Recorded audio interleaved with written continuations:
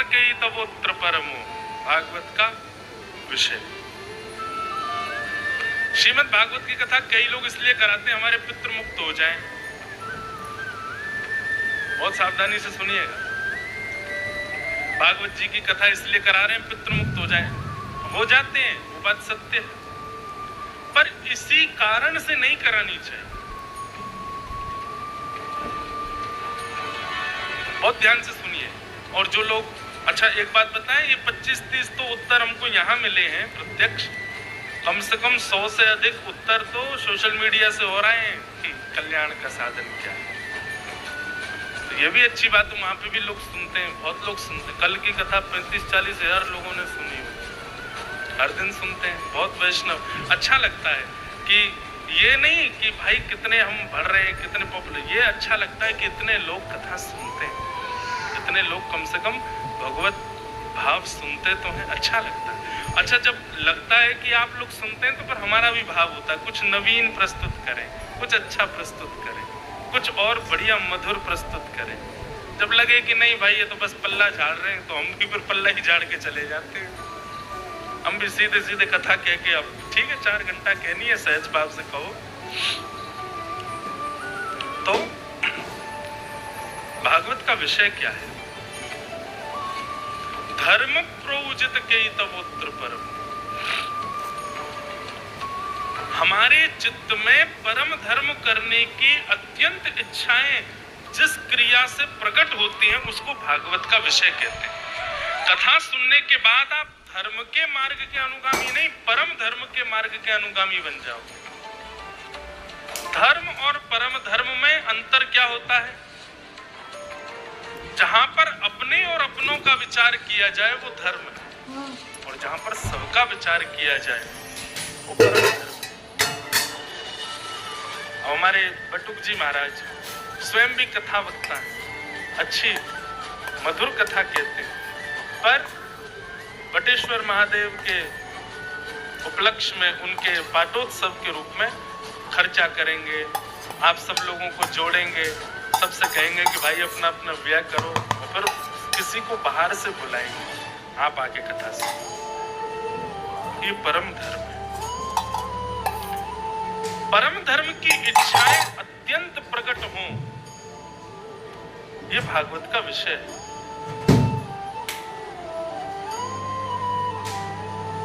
भागवत का विषय। दूसरी बात, भागवत का अधिकारी कौन है? डिजर्व कौन करता है भागवत की कथा? कहते हैं निर्मत्सराणाम सदा, जिसके चित्त में मात्सर्य दोष नहीं है। एक बात सदैव याद रखिएगा बंधुओं, अगर आप स्वयं को वैष्णव कहते हैं, स्वयं को भक्त कहते हैं, स्वयं को भगवत अनुरागी कहते हैं, लेकिन कहीं ना कहीं मात्सर्य दोष आपके चित्त में है, तो निश्चित है कि आप अभी परिपूर्ण रूप से वैष्णव हुए नहीं। मात्सर्य दोष किसको कहते हैं? किसी अन्य से जलन होना, किसी से चिढ़ होना, किसी के प्रति दुर्भाव चित्त में आना, किसी की उपलब्धि देख करके स्वयं को असहज अनुभव करना, ये सब मात्सर्य दोष कहलाते हैं। और एक बात कहें,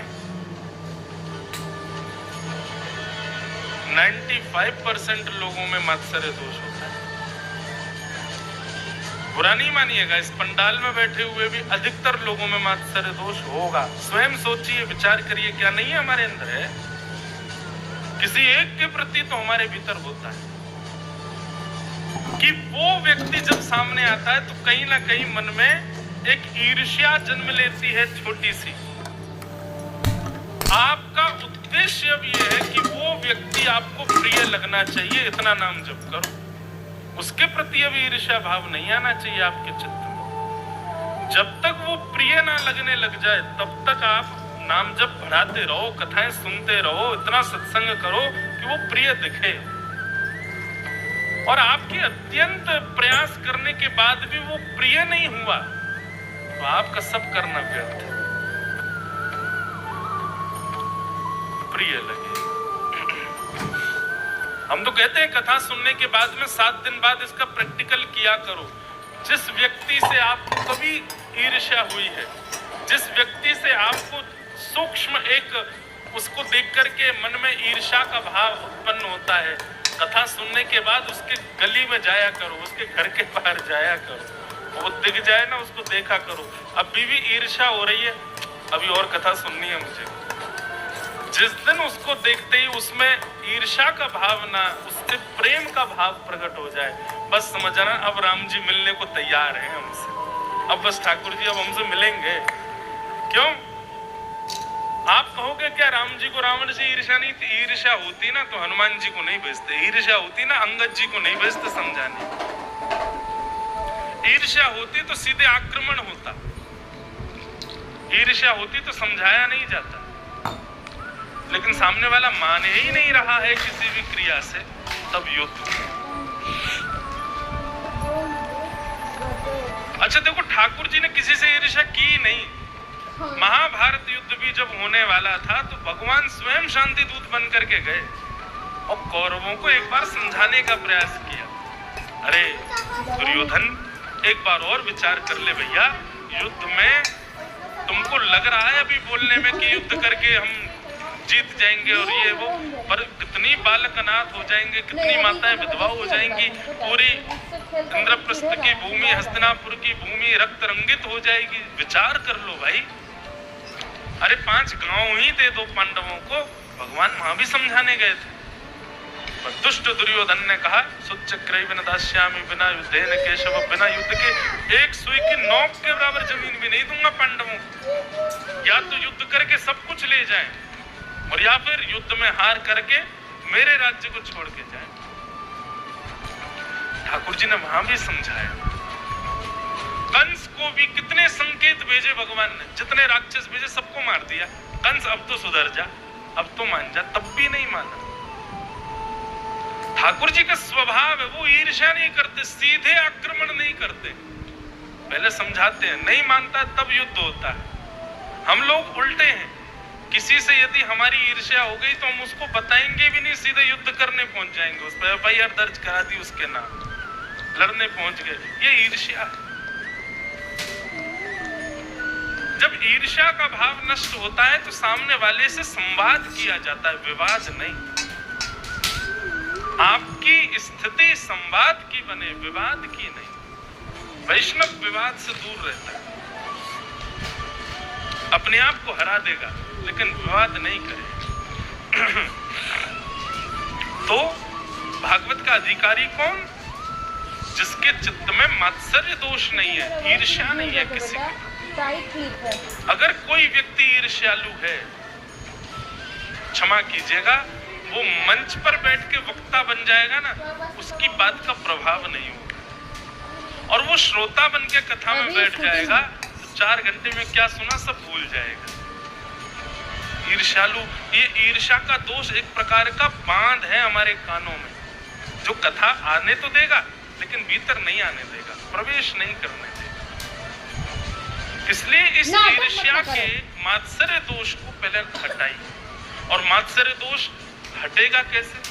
सत्संग। बंधुओं, हर देखो, जैसे कहते हैं ना, एक आध दवाई ऐसी होती है, नाम क्यों बोलूं, वो सब चीजों में काम आ जाती है, सिर दर्द में भी, बुखार में भी, शरीर के दर्द में भी, खांसी में भी, जुकाम में भी। एक आध दवाई ऐसी होती है, वो सारे रोगों की एक ही दवाई है। ठीक वैसे ही जितने भी संसार में दोष है मानव के भीतर, सबकी एक ही औषधि है, सत्संग। बस उसका श्रवण मन पूर्वक हो, ध्यान पूर्वक हो, वो कल्याणकारी होता है। तो भागवत का अधिकारी कौन? जिसके अंदर मात्सर्य दोष नहीं। आप सब जानते हैं कि आपके अंदर किसके प्रति मत्स्य भाव है, मात्सर्य भाव। उसके प्रति मात्सर्य भाव नष्ट करना, यही आपकी पहली जिम्मेवारी होनी चाहिए। तब आप अधिकारी बनोगे कथा की। निर्मत्सराणाम सदा वैद्यं वास्तवमत्र वस्तु शिवनम्। श्रीमद् भागवत हमारा किससे संबंध कराती है? कथा सुनने से आप चिंता विमुक्त हो जाओगे, कथा सुनने से आप आर्त विमुक्त हो जाओगे, कथा सुनने से आप धनवान हो जाओगे, कथा सुनने से जीवन के सारे संकटों की रुकावटें दूर हो जाएंगी। नहीं, ये आर्तमुक्त होना, चिंता मुक्त होना, धनयुक्त हो जाना, जीवन में बहुत सारी उपलब्धियां प्राप्त हो जाना, कथा का ये उद्देश्य नहीं है। कथा का केवल एक उद्देश्य है, और वो क्या है? वैद्यम वास्तव मत्र वस्तु शिवदम। आपको केवल और केवल श्री कृष्ण भगवान की पदवी से हटकर के किसी अपनत्व की पदवी पर दिखने लग जाएंगे। ये कथा का प्रयोजन है, ये कथा का उद्देश्य है। मतलब अभी तक तो भगवान श्री कृष्ण आपको भगवान दिखते हैं, वो भगवान है। लेकिन कथा सुनने के बाद में अब स्थिति क्या हो गई है कि अब बस नेत्र बंद करते हैं तो अपने मित्र के रूप में श्री कृष्ण दिखते हैं, अपने सखा के रूप में, अपने प्रियतम के रूप में, अपने पुत्र के रूप में, अपने सखा, इन प्रकार के संबंधों में श्री कृष्ण व्यवस्थित हो जाए। ये कथा का संबंध है, इसी से संबंध कराती है भागवत की कथा। अन्य किसी भी उपाय से आप यदि कथा श्रवण के लिए बैठे हैं, माफ कीजिए, आपका वो उपाय पूर्ण होगा इसकी मैं गारंटी नहीं देता। पर आप श्री कृष्ण को अपना बनाने की भावना से यदि कथा में बैठे हैं तो इस बात का हम प्रमाण देकर के, लिख करके, हस्ताक्षर करके अपनी जिम्मेवारी पे कह सकते हैं कि ये साधन आपका निश्चित पूर्ण हो जाएगा। अच्छा, आप कहोगे हम कृष्ण को सखा मानते हैं, आप कथा सुना दोगे उससे श्री कृष्ण हमारे सखा बन जाएंगे। वो तो बिना कथा सुने भी हम सखा मानते ही हैं उनको। कथा ने ऐसा क्या विशेष कहाँ रहेगा? कथा सुनने से पहले आप श्री कृष्ण को सखा मानते थे, पर कथा श्रवण के बाद में श्री कृष्ण आपको अपना सखा माने। ये परिवर्तन हो जाएगा। और फिर क्या होगा? बोले अनुप्रजाम में हम नित्यम पूये ये तन्य रेणु विह। आप श्री कृष्ण के पीछे नहीं चलोगे, आप जहाँ जहाँ जाओगे ठाकुर जी आपके संग संग चलेंगे। अभी पहले तो हमको लगता था कि गिरधर लाल जी के संग हम जाते हैं। आज भी हम सुबह बटुक जी से कह रहे थे, मैंने कि जय हमको लेके चलते हैं। पर अभी अभी ये बात कहते कहते मन में आ रहा है कि पीछे पहले हम उनके पीछे चलते थे, पर अब उल्टा हो गया, अब वो हमारे संग संग चलते हैं। अब ये भाव हमारा परिवर्तित हो गया है कि ठाकुर जी जहाँ जाएंगे वहां हम जाएंगे। नहीं, ठाकुर जी ने अब संबंध बना लिया, बोले जहां तू ले जाएगा वहां मैं संग चलूंगा। एक हम पद गाते हैं ना, जहां ले चलोगे वहीं मैं चलूंगा। ये भक्ति की प्रारंभ स्थिति है। आप ठाकुर जी से कह रहे हो कि जहां आप ले चलोगे ठाकुर जी वहां हम चलेंगे, लेकिन भक्ति की चरम स्थिति क्या है? ठाकुर जी आपसे कहे जहां तू ले चलोगे वहां मैं चलूंगा, जहां तू बैठा दोगे वहीं मैं बैठूंगा, जो खवावेगो सो खाऊंगा।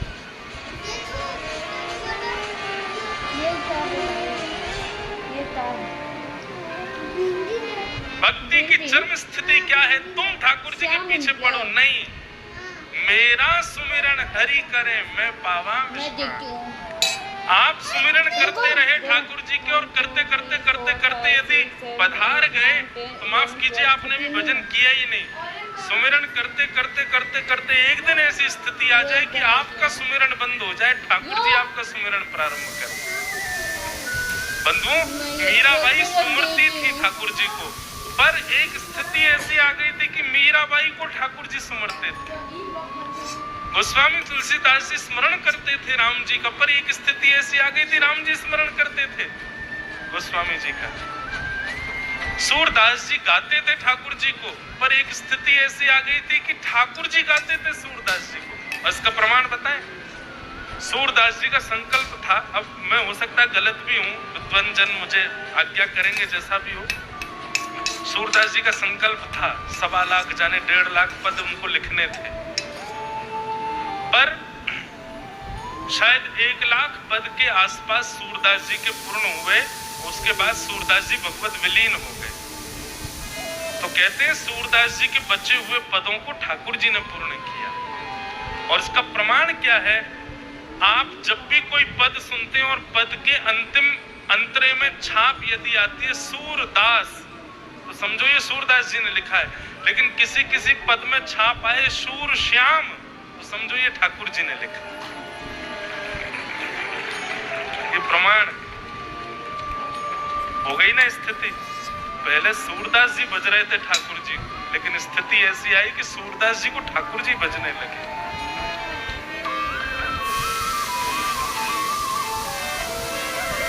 हरि जी मोरी क्या बिगड़ेगी, जाएगी लाज तुम्हारी। ये सूरदास जी का पद नहीं है। सूर श्याम पाछे पछतई हो, जब मोहे देख उघारी। ये ठाकुर जी ने लिखा है। ऐसा वैष्णव जन हमारे पूर्वाचार्य बताते हैं। गोस्वामी तुलसीदास जी ने मानस की रचना की, विनय पत्रिका की रचना की। आप इस बात को विश्वास मान लीजिए, ये सारी रचनाएं गोस्वामी जी ने लिखी जरूर है, पर इनमें कहीं ना कहीं कोई ना कोई भाव स्वयं रघुनाथ जी ने वर्णित किया होगा और नाम तुलसीदास जी का लिख दिया होगा। ये बात निश्चित है। व्यक्ति हर समय उस भाव में नहीं रह सकता। कई विशेष भाव जो स्पर्श करते हैं, हृदय स्पर्शी होते हैं, ठाकुर जी लिख के जाते हैं भावों। गीत गोविंद जयदेव महाप्रभु पद लिख रहे थे अष्टपदी, और पद लिखते लिखते लिखते अंतिम भाव नहीं आ रहा था। क्या करूं क्या करूं क्या करूं।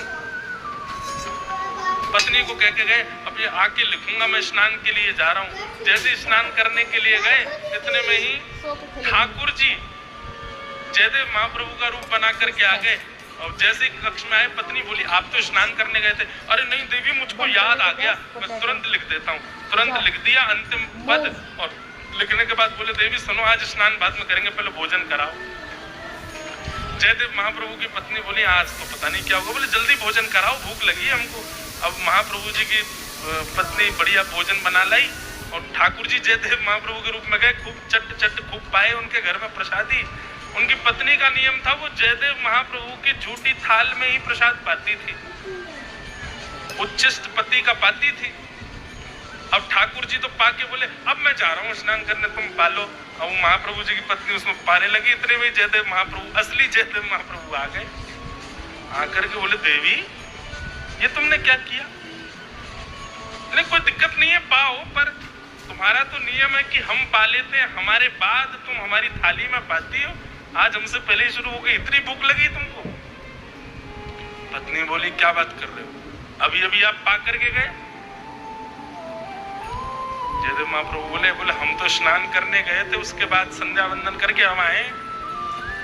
पत्नी बोली, अरे आप आए तो थे बीच में, आके बोल के गए, मुझको पद याद आ गया, आपने पद पूर्ण किया। पद पूर्ण करने के बाद आपने कहा भोजन लगाओ, भोजन किया, उसके बाद ही में आप कहाँ खो गए, स्वप्न में हैं क्या? जयदेव महाप्रभु बोले, मैं नहीं, तुम स्वप्न में हो। अरे पद तो पूर्ण हुआ ही नहीं। पत्नी बोली, पद लिख के गए हो आप पूरा। जयदेव महाप्रभु दौड़ करके गए, जैसे ही पन्ना खोल करके देखा, अंतिम पंक्ति जो उनको याद नहीं आ रही थी वो वहां लिखी हुई थी। वो देखते ही, और वो उसका अर्थ क्या था मुझे स्पष्ट याद नहीं, पद मुदारम, देही पद पल्लव मुदारम ऐसे करके है अंतिम पद। तो उसका अर्थ ये था कि ठाकुर जी के गुणानुवाद किए जयदेव महाप्रभु ने। ठाकुर जी ऐसे, ठाकुर जी ऐसे, ठाकुर जी ऐसे। अंतिम पंक्ति में कुछ याद नहीं आ रहा था, तो स्वयं जगन्नाथ जी जयदेव महाप्रभु के रूप में आकर के लिख करके गए, ऐसे श्रेष्ठ ठाकुर जी का सिर सदा श्री जी के चरणों में झुका रहता है। ये पद ठाकुर जी लिख करके गए, और ये देखते ही जयदेव महाप्रभु के नेत्र सजल। पत्नी के हाथ से थाल छीन लिया, पाने लगे। पत्नी बोली, मेरा झूठा है। तेरा नहीं, ये तो श्री जगन्नाथ जी का उच्छिष्ट है। अरे देवी मैं नहीं, वो श्री स्वयं जगन्नाथ जी आए थे, आकर के पंक्ति पूर्ण करके गए, और तेरे हाथ की प्रसादी पा करके गए, मुझे तुझे प्रसाद दे करके गए। ये स्थिति, तुम भजो तब तक भक्ति नहीं, एक स्थिति ऐसी आए ठाकुर जी तुमको भजने लग जाए, तब समझो कि अब भक्ति की स्थिति, अब हमारी भक्ति लाभदायी हो रही है। अच्छा, आज के परिप्रेक्ष्य में ये कैसे देखोगे, तो मैं एक युक्ति बताता हूँ। कभी हमारे वृंदावन जाओ, राधा रमन, राधा वल्लभ, बांके बिहारी दर्शन करने जाओ, तो ठाकुर जी तुमसे प्रसन्न है कि नहीं, ठाकुर जी तुमको बचते हैं कि नहीं, याद करते हैं कि नहीं, इसका प्रमाण देखना हो ना तो बिहारी जी के मंदिर में जाने से पहले ही सोच लो। आज बिहारी जी ने अगर नीली पोशाक पहनी होगी, गले में वैजंती माला, गुलाब की माला, मोतियों की माला, माथे पर ऐसा मुकुट, मतलब पूरा श्रृंगार आप पहले ही विचार कर लो और बोलना पूरे श्रृंगार में से यदि कुछ भी बिहारी जी ने धारण किया होगा तो मैं मान जाऊंगा कि बिहारी जी मुझसे प्रसन्न है। आप सुनो एक बात बताएं, इस भावना से जब आप दर्शन करने जाओगे बिहारी जी के उस रूप को जन्म जन्मों तक भूल नहीं पाओगे, क्योंकि आपकी दृष्टि पर परखेगी ठाकुर जी। और कहीं आपने जो विचार किया वो अगर मिल गया तो 3 आदमी संग लेके जाना, क्योंकि बेहोश हो जाओगे फिर 3 आदमी चाहिए उठाने के लिए, फिर आप अनकॉन्शियस हो जाओगे, आप देह सुध नहीं रहेगी। विचार करो, तो जो आपने सोचा वैसे ठाकुर जी मिल गए। हम तो खूब करते हैं ठाकुर जी के संग ऐसी लीला। अभी की बात है, तो ये हमारे ठाकुर जी का हर वर्ष उत्सव होता है 11 से 17 जनवरी। बटुक जी पधारे थे द्वारिका। अगले वर्ष वो उत्सव नाथ द्वार में है। तो हम कथा द्वारिका पूर्ण करके सीधी मेरी कथा थी गुना में, मध्य प्रदेश।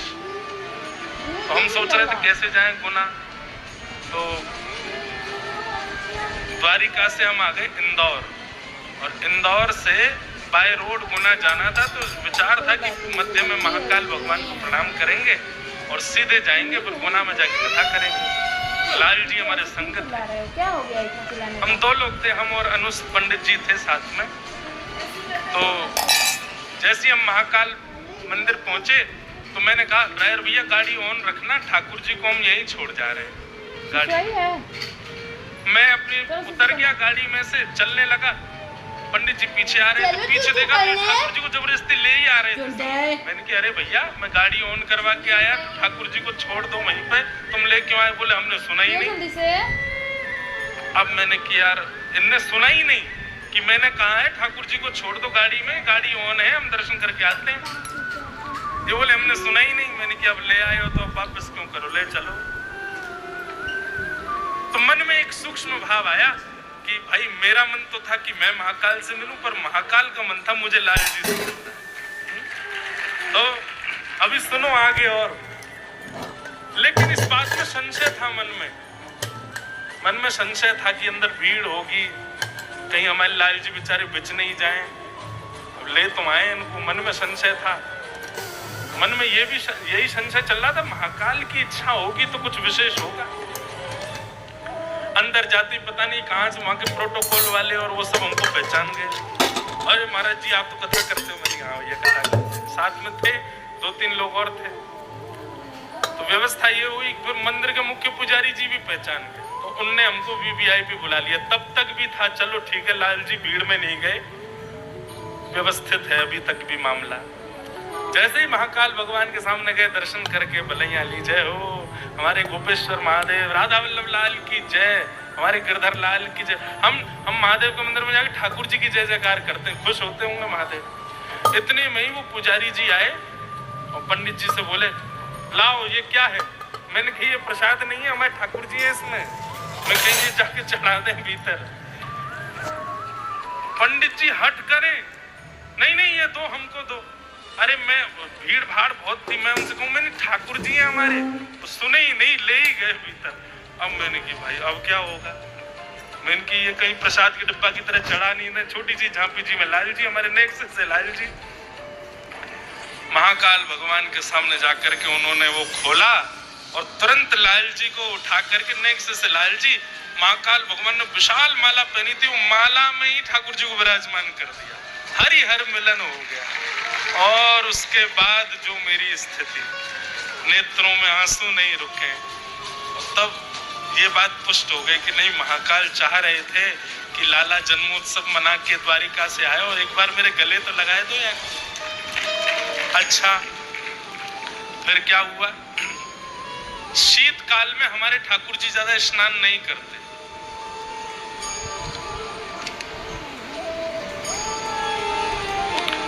महाकाल में हमारे ठाकुर जी का स्नान कम होता है, गीले कपड़ा से बस गाल वाल पहुंचती है, हाथ पहुंचती है बस। छोटे लाला है ना, रोज नहीं नहाते। छोटे बालकों को माताएं रोज थोड़ी नहवाती सर्दियों में, तो हमारे ठाकुर जी भी रोज नहीं नहाते। और महाकाल तो भीगे ही रहते हैं। पहली तो ये प्रसन्नता हो गई कि चलो मिल लिए, दूसरी चिंता ये हो गई कि ऊपर जलेरी में से जला रहा मिल ठाकुर जी में पड़को बेचारे ठिठर जाएंगे। पंडित जी ने एक लोटा भर जल लिया और नवा और दिए। ठाकुर जी और महादेव दोनों के स्नान है। अब मैं दूरी दूर खड़ा खड़ा सोचूं, मैंने कि लाल जी आज तो कांप गए होंगे, आज तो ठिठर गए होंगे। मैंने कि चलो कोई बात नहीं, ठिठरे लाल जी, हम तो बच गए। अब लाल जी को ला करके पंडित जी उन्होंने वापस कर दिया, झांपी जी हमने लिए। अब मैं जैसे नीचे देहरी को प्रणाम करने गया तो जो बड़ी माला महादेव ने पहनी थी वो उतार के पंडित जी ने मुझ पर डाल दी। उसमें था कम से कम 2-2.5 किलो पानी, और वो धारण होते मैं और भीग गया पूरा। और मनी मन हंसू, मैंने कि लाला तेरी लीला। ये सब अनुभूतियां जो होती है ना, ये सब अनुभव जो होते हैं, मैं ऐसा कोई आचार नहीं कर रहा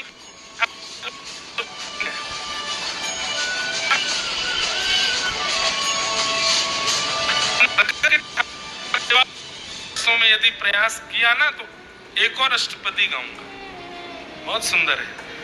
आप लोग ये जो फोन में निकाल रहे हैं गीत गोविंद बंधुओं, इसका प्रयास कीजिएगा कि कल से नित्य गीत गोविंद अपने ठाकुर जी को शयन के समय सुनाओ। और अपने ठाकुर जी को तो सुनाओ ही, एक बगल में स्वस्थ आज ही दुकान से बढ़िया नया आसन खरीदना, उस पर इत्र लगाना, इत्र लगा करके उस पर बढ़िया जो गुलाब जल का छिड़काव करके सुगंधित कर देना। उस आसन को कोई और प्रयोग ना करे, खाली आसन एक चौकी पर रख करके ऐसा भाव रखना कि ठाकुर जी इस पर बैठे हैं। फिर गीत गोविंद गाना 1 महीना, 2 महीना, 6 महीना, 1 वर्ष, 2 वर्ष, 5 वर्ष नित्य गीत गोविंद उस आसन पर बैठ के ये भाव रखना कि इस पर ठाकुर जी बैठे इस आसन पर। वो गीत गोविंद आप पाठ करना, एक दिन आपको ऐसा अनुभव होगा कि उस आसन पर साक्षात ठाकुर जी अपनी थोड़ी पर हाथ रख के बैठे और आपका गीत गोविंद सुन रहे हैं। और ये बात कोई मैं कह रहा हूं, मेरी बात पर विश्वास ना हो, स्वयं नाभा गोस्वामी भक्तमाल जी में कहते हैं, ता सुनवे राधा रमन अवश्य पधारे। गीत गोविंद सुनने के लिए श्री राधा रमन लाल जी अवश्य